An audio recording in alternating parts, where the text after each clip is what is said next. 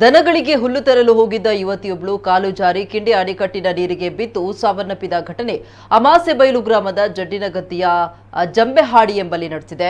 ಜಡ್ಡಿನಗದ್ದಿಯ ಜಂಬೆಹಾಡಿ ಸಂಜೀವನಾಯ್ಕ ಮತ್ತು ನರ್ಸಿ ದಂಪತಿಯ ಪುತ್ರಿ 23 ವರ್ಷದ ಮುಕಾಂಬಿಕಾ ಮೃತದುರ್ದೈವಿ.